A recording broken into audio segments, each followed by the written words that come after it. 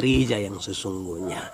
Dari segi artinya, saudara-saudara, secara harafiah ini gereja punya 5 arti, dan mari kita lihat baik-baik artinya satu persatu. Satu, gereja itu artinya yang paling pertama ini menarik, karena dia berarti umat Allah, atau lebih tepat persekutuan orang Kristen. Arti ini diterima sebagai arti pertama bagi orang Kristen. Jadi saudara mesti percaya paling pertama bahwa gereja itu sesungguhnya bukan sebuah gedung, tetapi umat. Gereja itu disebut, lebih tepat disebut sebagai persekutuan orang Kristen. Saya kasih catatan awal, ingat ini bukan gereja, bukan bangunan gereja, tetapi gereja yang dimaksud adalah umat, persekutuan orang Kristen. Itu pengertian pertama. Pengertian yang kedua, saudara-saudara, ini menarik sekali karena gereja itu adalah sebuah perhimpunan, sebuah pertemuan ibadah. Jadi tadi umat itu di satu pengertian yang lain. Sekarang gereja itu berarti sebuah pertemuan ibadah. Oh, ada gereja di sana, berarti ada ibadah di sana.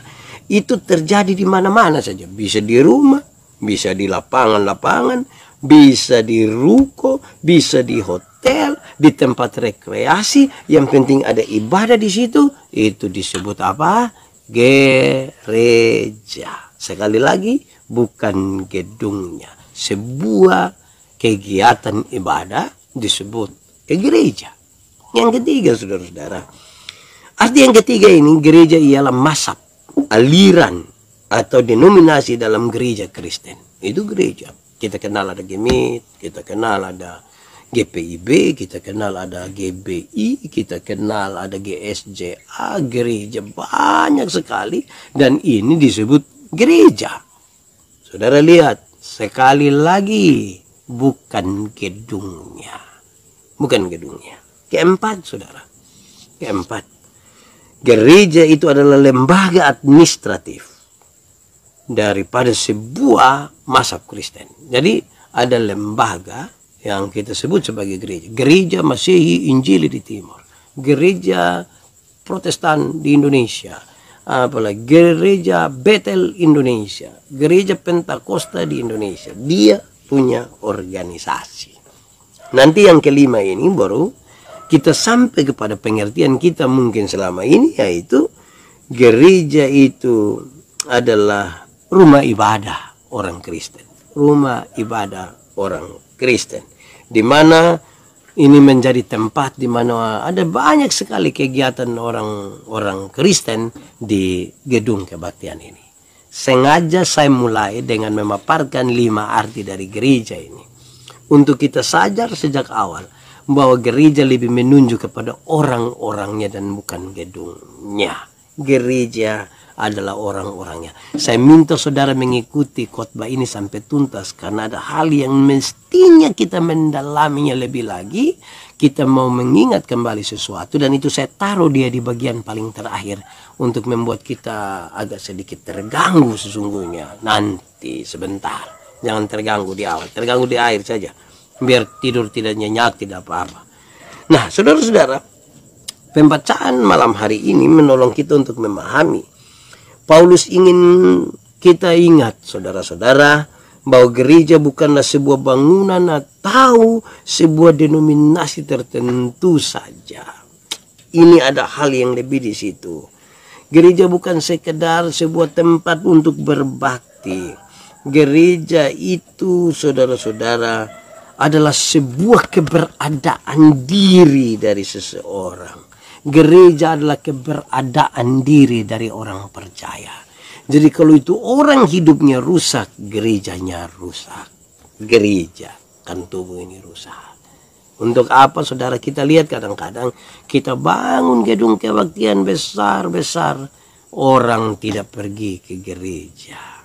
Di situ penuh dengan berbagai-bagai perkelahian, pertentangan, upaya merebut kekuasaan, dan itu sesungguhnya tidak menunjukkan hakikat utama daripada gereja. Dan ini yang Paulus ingin katakan bagi kita. Orang beriman, Yahudi atau bukan Yahudi, dapat datang kepada Bapa di dalam nama Tuhan Yesus Kristus. Jadi gereja yang adalah persekutuan umat ini, kita bersekutu sebagai sebuah persekutuan besar, dan kita semua bisa datang kepada Bapa di dalam nama Yesus Kristus. Harusnya dalam pemahaman ini, doktrin-doktrin kita tidak bisa lebih besar dari ini. Kita ini masih berkelahi dan bertengkar di sekitar baptisan. Kita masih bertengkar, berkelahi soal bahasa roh atau tidak, sampai kita lupa bahwa kita dipertemukan di dalam Kristus menjadi satu menurut pembacaan tadi untuk kita datang kepada Bapa. Itu jauh lebih penting dari semuanya. Saya mau tanya saudara, kita berbeda denominasi mungkin. Saya mau tanya, saudara percaya Yesus? Ya, saudara percaya Yesus mati bagi saya dan saudara. Kalau saudara percaya itu, saya percaya itu, kita dua bisa berjumpa bersama-sama menyembah Tuhan. Itu menjadi serius saudara-saudara. Ku tak pandang dari gereja mana, asal kau berdiri. Itu boleh dinyanyikan oleh orang-orang yang sudah selesai memahami pengorbanan Kristus di kayu salib. Bagi kita semua yang datang percaya kepadanya, bagi semua orang bahkan seisi dunia ini. Dan itu yang harusnya mempertemukan kita untuk jalan kepada Tuhan, datang kepada Tuhan.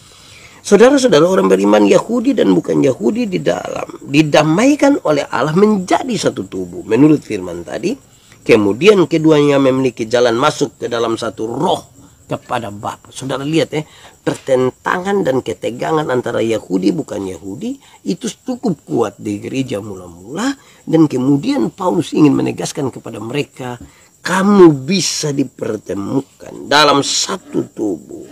Keduanya memiliki jalan masuk ke dalam satu roh. Jadi bisa. Tidak ada yang tidak mungkin dalam sebuah persekutuan bersama dengan Tuhan. Karena itu mestinya kita lebih terbuka terhadap itu. Dan itu penting sekali. Tuhan Yesus memberkati. Tuhan Yesus menolong kita semua tanpa memandang pada tembok-tembok gereja dan institusi-institusi gereja. Baik orang asing, orang bukan Yahudi maupun orang Yahudi atau disebut dengan kawan sekerja, itu saudara-saudara adalah anggota kerajaan Allah. Kita semua adalah anggota kerajaan Allah. Dan ini yang penting bagi kita. Allah melaksanakan kekuasaannya secara mutlak. Kalau kita mau datang, kita datang sebagai anggota kerajaan Allah.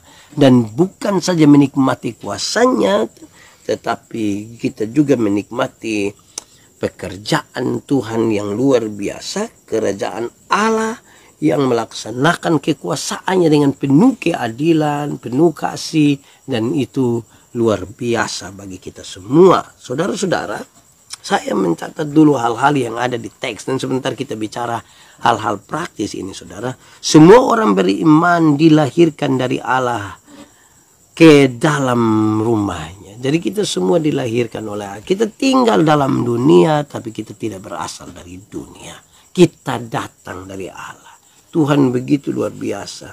Orang beriman atau orang kudus bersifat individu, rumah Allah bersifat korporasi dan menghasilkan kerajaan Allah. Jadi saya orang beriman yang datang dari Tuhan, saudara datang dari Tuhan, saudara orang beriman, kita berjumpa dalam sebuah persekutuan, kita ada bersama-sama, dan kemudian ada kerajaan Allah. Kita sebut kerajaan Allah itu sangat berkaitan dengan pemerintahan Allah berlaku di dalam persekutuan itu. Pemerintahan Allah yang berlaku dalam persekutuan itu penuh kasih, penuh keadilan, penuh keberpihakan kepada kaum lemah, dan seterusnya itu membuat kita mestinya betul-betul akan menjadi berkat. Saudara-saudara, gereja adalah kumpulan orang-orang percaya di seluruh dunia yang menjadi bagian dari tubuh Kristus. Kita semua disebut gereja tuh, mulai dari kami di NTT sampai teman-teman yang ada di seluruh Indonesia, juga yang ada di seluruh dunia, kita satu sebagai tubuh Kristus. Saudara-saudara, karena itu nasihat, semakin banyak orang begini, nasihatnya hanya satu. Mestinya kamu saling mengasihi sebagai satu keluarga di dalam Kristus. Itu penting sekali. Jangan sampai kita tinggal sebagai satu keluarga, tapi kita suka bertengkar, kita suka berkelahi, kita selalu penuh kecurigaan, Kadang-kadang kita ini mengintimidasi satu dengan yang lain. Nah, ini yang jadi masalah buat kita semua. Saudara-saudara, saya berharap bahwa kita memang sungguh-sungguh akan menjadi keluarga Allah yang penuh kasih setia, penuh dengan kemurahan, sebagaimana Tuhan telah melakukan itu lebih duluan bagi kita semua. Nah, saudara-saudara, sebelum kita masuk di bagian paling terakhir yang menolong kita untuk memahami sesuatu lebih jauh, saudara-saudara, saya ajak kita untuk memahami dulu, kita merenungkan satu dua hal awal ini sebelum kita masuk di bagian terakhir itu. Pertama, saudara-saudara, Tuhan Yesus itu adalah batu penjuru dan orang percaya adalah bagian-bagiannya.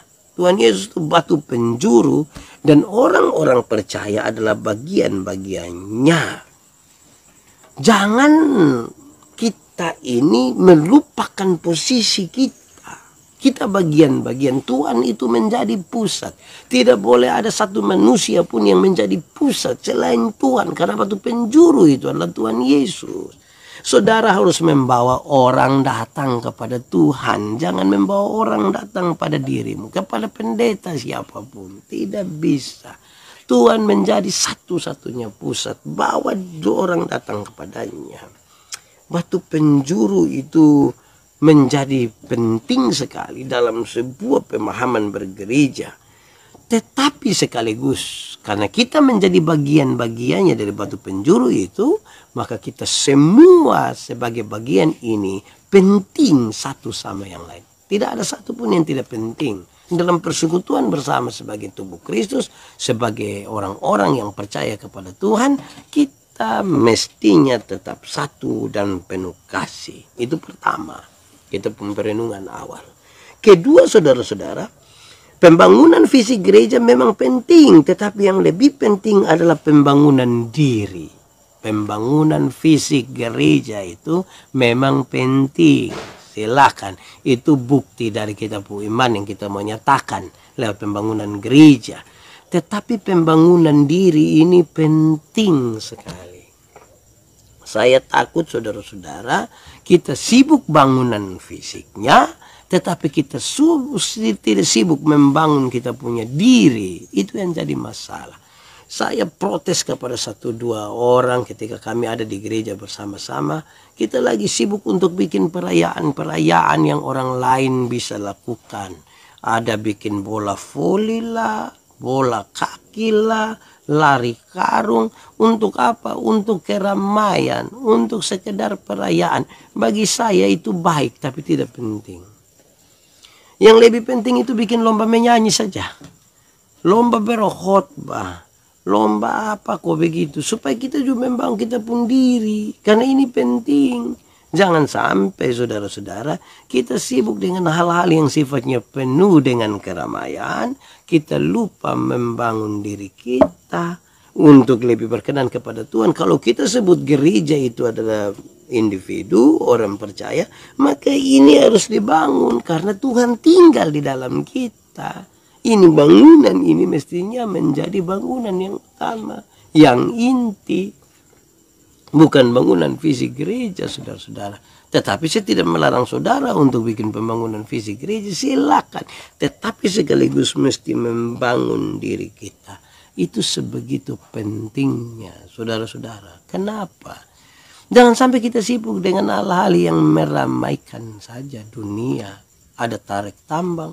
Yang ikut tarik tambang dong itu yang tidak pernah ikut gereja. Pas habis tarik tambang dong hilang. Dong tidak datang gereja. Tapi nanti tahun depan dong tanya. Ada lagi tarik tambang oleh gereja kok tidak. Padahal itu bisa dilakukan di kelurahan, di RT. Mari kita ajak ini orang-orang untuk bisa lebih lagi membangun dirinya sebagai bait Allah, sebagai tubuh Kristus. Itu pikiran dulu yang kedua. Pikiran yang ketiga, saudara-saudara, untuk kita renungkan adalah hal-hal yang dapat dihancurkan oleh gereja. Hal-hal yang dapat menghancurkan gereja, maaf. Ada hal-hal, sekalipun gereja ini adalah tubuh Kristus, kita mesti ingat baik-baik bahwa ada hal yang bisa menghancurkan persekutuan bergereja kita. Apa itu? Yang bisa menghancurkan ini persekutuan bergereja ini, yang pertama itu adalah prasangka buruk seorang akan yang lain. prasangka-prasangka buruk seorang akan yang lain itu menghancurkan gereja, saudara. Hati-hati dengan kita pun prasangka-prasangka buruk yang kita bangun untuk orang lain, untuk para pelayan, dari pelayan untuk jemaat, sesama pelayan dan lain sebagainya, itu menghancurkan gereja. Kadang-kadang kalau kita sama-sama ada di satu tempat itu, kita bisa berusaha begitu rupa untuk menghancurkan orang lain. Ini akan menghancurkan gereja. Kadang-kadang yang akan menghancurkan gereja itu adalah pikiran kita sendiri yang diinginkan lebih untuk dipakai dan bukan orang lain punya. Jadi itu sebenarnya mau ditunjukkan itu adalah egois. Ego yang berlebih-lebihan sampai yang dia bicara itu yang harus dipakai. Kalau orang lain bicara tidak harus pakai, tapi kalau dia bicara itu yang bisa pakai. Saudara bisa bayangkan, ini bisa menghancurkan gereja. Kadang-kadang yang menghancurkan gereja itu adalah menjauhkan diri dari batu penjuru. Ada banyak orang tidak mau melekat kepada batu penjuru, tidak mau menjadi bagian untuk yang dibangun di itu batu penjuru untuk diikat menjadi satu. Ini menghancurkan gereja. Apalagi ditambah dengan pengajaran yang salah. Kalau pengajaran yang salah ini, saudara-saudara, kelihatan nanti kita bergereja, tapi kemudian ada masalah di situ karena pengajarannya tidak sehat. Kadang-kadang, saudara, saya ingat sekali waktu bersama-sama dengan seorang pimpinan gereja, waktu itu dalam sebuah acara pembinaan berkhotbah, homiletika. Beliau berkhotbah, beliau mengajar begini, kira-kira dia bilang begini, ini pendeta-pendeta dong, ini khotbah tidak bagus ini. Mereka berkhotbah itu seperti berdiri di atas mimbar dan siram saja, tidak tahu masuk di botol kok tidak tahu masuk kok tidak tahu masuk kok tidak. Mungkin 1-2 tetes masuk, lain tidak masuk. Yang khotbah bagus itu harus seperti orang-orang persekutuan itu. Itu khotbahnya seperti taruh selang memang di botol, itu langsung masuk dan tepuk tangan begini. Jadi itu yang bagus, seperti selang yang isi langsung di botol pasti masuk. Terus beliau lanjut begini, tapi kita tidak tahu itu air kotor atau air bersih. Nah ini yang jadi masalah ini. Kalau air bersih dia jadi baik. Kalau air kotor, pengajarannya tidak sehat, pengajaran yang salah, itu justru menghancurkan arti dari gereja yang sesungguhnya. Karena itu pastikan bahwa ajaran kita itu adalah ajaran yang sehat. Saudara-saudara, kadang-kadang memang yang akan menghancurkan gereja ini bukan saja soal pengajaran yang salah, tetapi ketidakmampuan kita, ketidakmampuan kita untuk mengelola perbedaan-perbedaan dalam gereja. Kita ini kan sudah datang dari berbagai-bagai latar belakang. Saudara bayangkan, saya suami, ada orang lain juga suami. Di rumah ini kan kita paling harus didengarkan, kan kita kepala keluarga. Kita omong harus dengar. Nah saudara bayangkan kalau itu pekerja di gereja itu 80% adalah para suami. Yang di rumahnya itu harus didengar. Lantas para suami ini yang menjadi pekerja gereja, mereka semua ini yang duduk rapat. Masing-masing akan bilang, saya kalau kiri-kiri betul. Nah ini siapa mau dengar siapa? Ini kan jadi masalah kemudian buat kita dan buat gereja. Perbedaan-perbedaan mesti bisa dikelola. Nah, saudara sekarang saudara paham apa itu gereja. Gereja makin menuju kepada orang dan bukan gedung. Gedung itu simbolnya saja. Tapi mau supaya gereja baik itu kita pun hidup ini mesti baik. Kita pun hidup mesti dibangun lebih duluan. Bangunlah orang-orangnya, maka Tuhan akan membangun gedung gerejamu. Jangan sibuk hanya untuk gedung kebaktian, proposal sana sini, tetapi kita sampai lupa untuk membangun diri kita sebagai gereja yang hidup ini. Nah, saudara-saudara, ini kita masuk di bagian terakhir. Saya mau ajak kita dengan satu kalimat ini. Saya meminta saudara pernyataan dan tanggapan. Tidak apa-apa. Karena ini serius bagi kita sekarang. Apa itu? Hal yang mungkin saudara pernah dengar tapi saudara anggap ini sepele. Tapi saya mau ingin bangkitkan kembali. Kalau kita mulai sadar bahwa gereja itu bukan gedung. Gereja itu adalah orang-orangnya. Sekarang saya ingin bilang kepada saudara. Kekristenan yang sesungguhnya itu bukan agama. Kekristenan itu bukan agama. Karena kalau gereja itu adalah orang-orangnya, bukan gedungnya, maka kekristenan itu bukan agama. Tidak sehat kalau saudara lagi mempertentangkan agama. Karena kekristenan bukan agama. Kekristenan bukan agama. Pak, lalu agama itu apa? Nanti paling belakang saya kasih tahu. Tapi kekristenan bukan agama. Kalau kita masih bermain di sekitar agama, saudara, kita ini kan hanya akan melakukan syariat-syariat agama. Ini akan jadi masalah. Dan kita sulit untuk mengelola gereja itu. Karena kita masih berpikir gereja kekristenan itu adalah agama. Saya mau bilang kepada saudara demi nama Tuhan Yesus. Kekristenan bukan agama.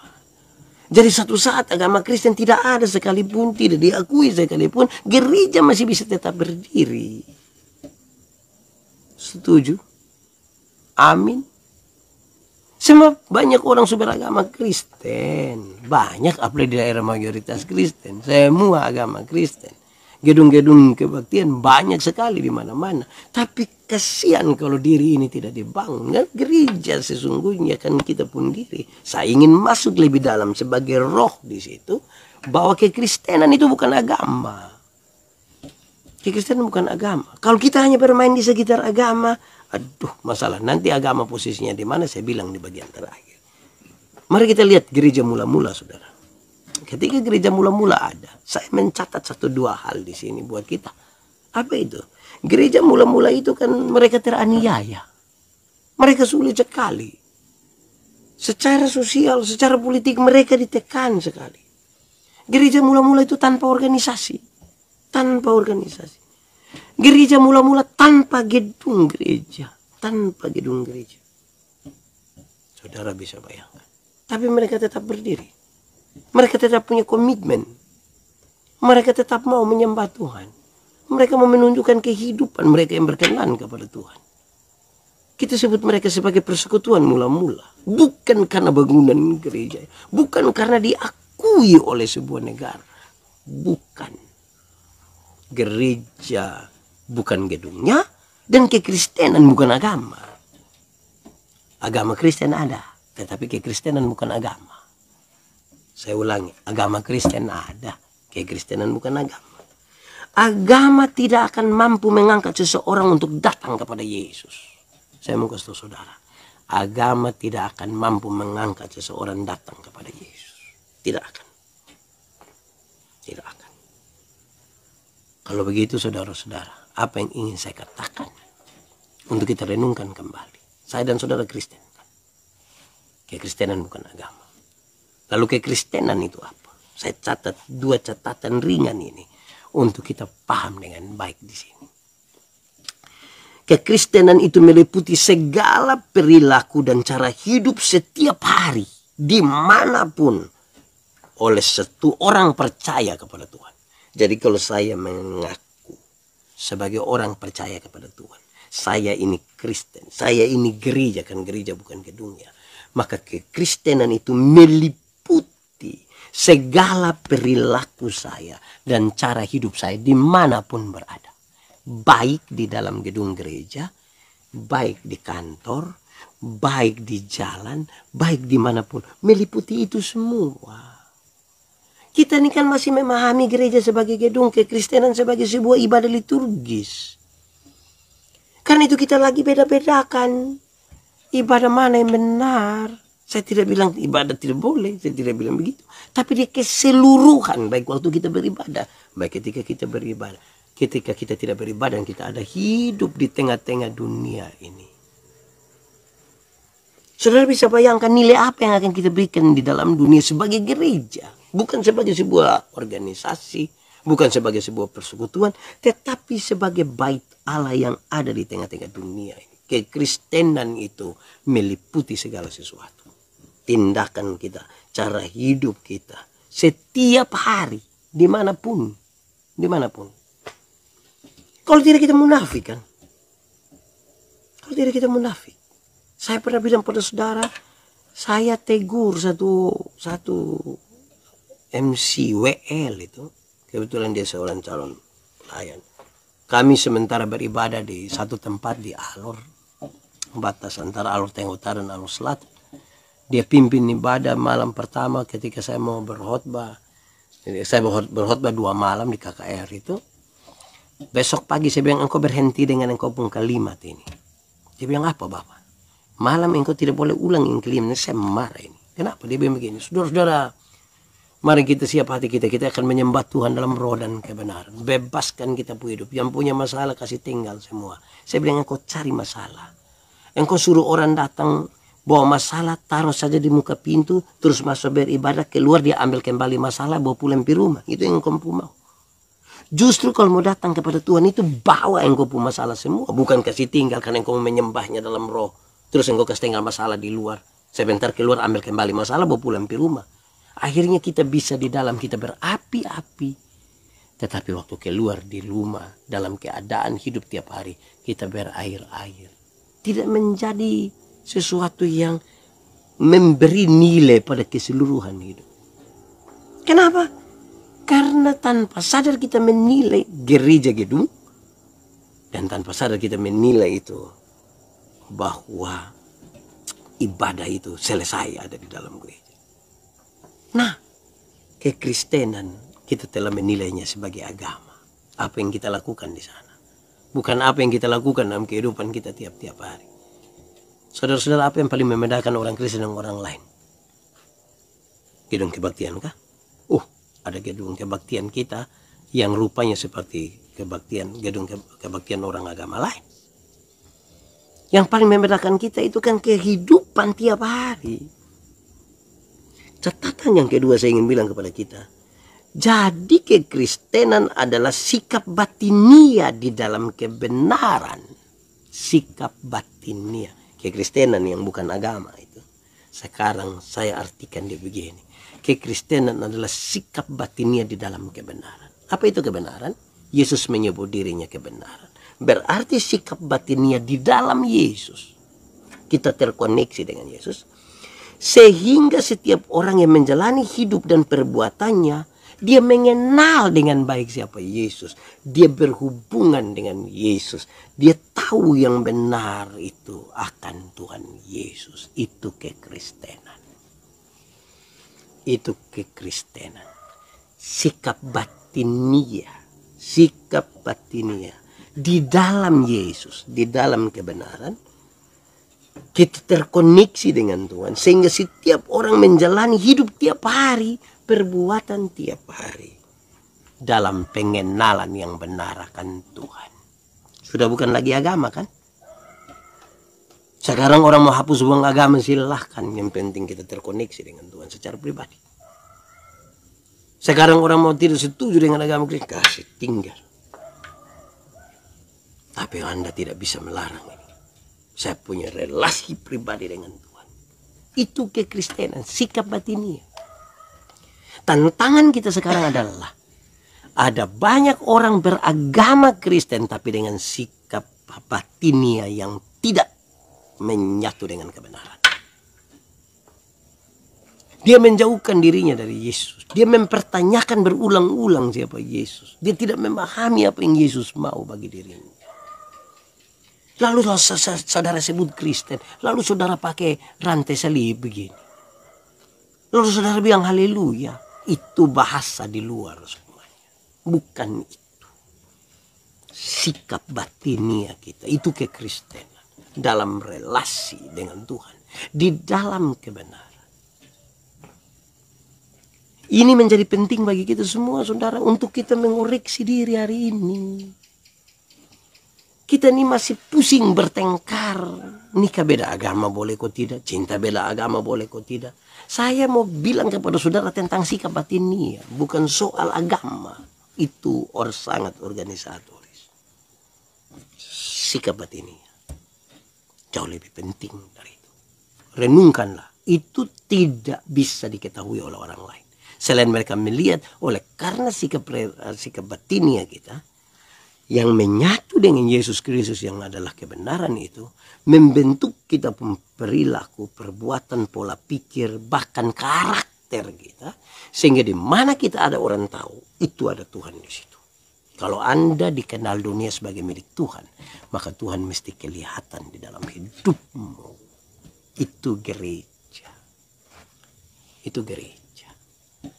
Kadang-kadang saudara tahu, gereja kita sudah pahami dia hanya organisasi. Mutasi para pendeta lah. Ada pendeta yang tidak mau mutasi lah. Alasan banyak sana sini lah. Segala macam. Kenapa? Karena organisasi. Bukan bait Allah. Di mana kita tahu bahwa Tuhan ada tinggal di dalam kita. Ini masalah. Sekarang saudara memahami. Lalu agama posisinya di mana? Posisi dari agama itu adalah tempat belajar. Agama itu hanya tempat belajar, bukan tempat beriman. Agama tempat belajar, bukan tempat beriman. Yang merupakan tempat beriman itulah sikap batinia kita. Yang tadi sudah diselamatkan oleh Tuhan. Dalam agama ini kita belajar. Tapi ada orang bisa belajar beragama, tapi tidak dengan sikap batinia yang berkenan pada Tuhan. Tempat beriman adalah batin yang terkoneksi dengan Tuhan Allah. Itu tempat beriman. Iman itu Tuhan kasih supaya kita tetap punya relasi dengan Tuhan. Hidup kita diatur oleh Tuhan. Seterusnya. Saudara-saudara, kadang-kadang memang ini menjadi sebuah catatan yang sangat penting untuk kita berulang-ulang mengingatnya kembali. Saya takut kalau kita sudah lupa. Kenapa? Banyak orang masih menaruh perhatiannya seolah-olah kekristenan itu harus diletakkan persis sama seperti cara hidup orang Israel dulu. Kita berusaha untuk menggali semua hal tentang Israel dulu. Tidak salah untuk memahami konteks Alkitab. Tapi jangan sampai standar kehidupan kita tahu seperti orang-orang Israel dulu. Itu kita hidup untuk agama. Kita tidak hidup untuk kepentingan terkoneksi kita punya sikap batinia ini dengan Tuhan Allah. Tinggal di dalam Kristus. Sekarang kita bisa buka toh. Kita masih sementara bertengkar soal ini ayat-ayat dalam Alkitab. Kita masih bertengkar soal latar belakang. Saya bilang bukan tidak penting. Sangat penting untuk kita memahami konteks. Karena siapa memahami perjanjian lama, dia mesti memahami dengan baik cara hidup orang Israel. Siapa memahami perjanjian baru, dia mesti tahu dulu perjanjian lama itu seperti apa. Supaya orang paham betul di pergerakan mulai dari penciptaan, kejatuhan manusia dalam dosa, rencana penyelamatan Allah, kedatangan Yesus Kristus, dan janji untuk hidup yang kekal. Di dalam 5 hal sekarang ini, untuk apa? Untuk kita tahu. Agama bisa mengajarkan itu. Tetapi iman, kekristenan berkaitan dengan sekali lagi sikap batin kita. Saya mau tanya saudara, renungkan sikap batin saudara saat ini ada di mana? Saudara sementara beribadah tiap hari kan? Saudara punya jam doa tiap hari. Sikap batinmu, agamamu, saudara lagi marah kalau satu gedung gereja dibakar. Saudara lagi marah ketika ada artis yang kebetulan beragama Kristen kemudian dia pindah agama. Saudara langsung marah, tidak mau jadikan dia idola lagi. Itu terlampau di permukaan. Saudara bangga sekali kalau ada artis agama lain pindah masuk Kristen. Saudara bangga. Apalagi dia menyanyi lagu rohani. Baru kemudian dia suruh like, subscribe, bagikan. Itu yang saudara mau. Terlalu dangkal cara berpikir kekristenan kita. Kekristenan itu jauh di dalam. Sangat dalam di situ. Kalau tidak saudara-saudara, kalau hanya agama bisa dipolitisir. Agama bisa dimainkan. Agama bisa diatur-atur untuk kepentingan politik, ekonomi, dan lain sebagainya. Tetapi satu hal yang tidak bisa untuk kita pungkiri, satu hal yang tidak bisa kita mainkan adalah sikap batin. Sikap batin. Saya mau tanya sikap batinmu. Kita hanya bisa berjumpa dalam keselamatan yang Tuhan berikan bagi kita. Tidak pandang lagi Yahudi bukan Yahudi. Tidak pandang lagi.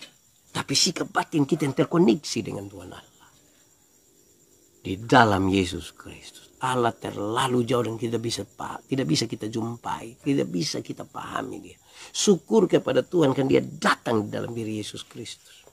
Dan karena itu ketika saya menyatakan diri sebagai orang Kristen, bukan karena saya beragama Kristen, bukan. Tetapi hakikat utama dari kekristenan itu yang ada pada saya itu sikap batin yang terkoneksi dengan Tuhan. Sikap batin di dalam kebenaran. Supaya apa ya? Ini terima kasih Om Jeffrey Lai. Supaya membangun karakter kekristenan kita. Karakter kekristenan kita. Dan ini serius. Saudara orang Kristen, saya juga orang Kristen. Tapi sikap batin kita bisa membedakan kita. Saudara-saudara, kalau kita memandang kepada yang kekal, kepada Tuhan Yesus Kristus, kita terkoneksi dengan Dia, maka kita tidak akan sibuk dalam kebanggaan untuk hal-hal lahiriah. Tidak akan sibuk bangga dengan hal-hal lahiriah. Kita ini kan lagi bertengkar soal itu gereja makmur, itu gereja mata air, gereja air mata. Itu maju, ini tidak maju. Itu macam-macam kita persoalan di situ. Ya agama tidak menyelamatkan. Agama tempat kita belajar. Nah ini pikiran kita bagaimana sekarang saudara. Kalau tidak ini kita sulit untuk membangun kehidupan kita. Sekali lagi gereja bukan gedungnya. Sekarang saudara-saudara. Kalau kita bikin sebuah kalimat untuk menolong kita merenungkan. Saya mau tanya saudara. Sekarang Yesus ingin masuk ke dalam kehidupanmu. Gereja. Diri kita nih. Tuhan mau masuk nih. Sudah siap ke kita pun diri untuk Tuhan masuk. Seperti apakah gereja ini? Yang bukan gedung tapi kita pun diri ini. Seperti apa? Jangan sampai kita hanya bertengkar soal baptisan, soal keuangan, soal tanah gereja, soal siapa yang paling lama melayani di situ, siapa yang pantas di situ.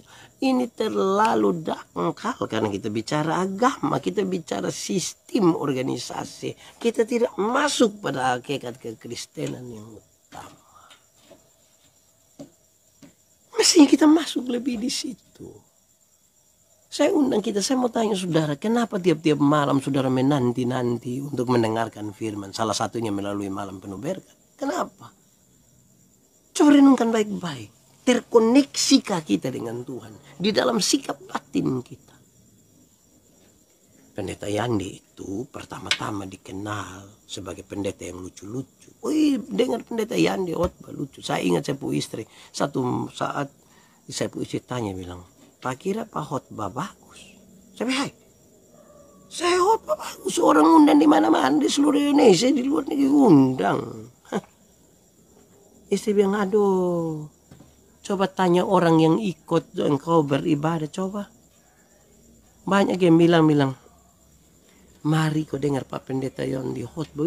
Kok kenapa Pendeta khotbah? Kok iya, dia bilang apa? Tahu. Yang penting kita ketawa-ketawa. Saya jadi terkaget-kaget.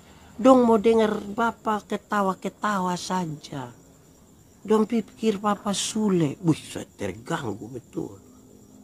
Sule. Jangan sampai kekristenan kita mau dengar saja sesuatu yang baik.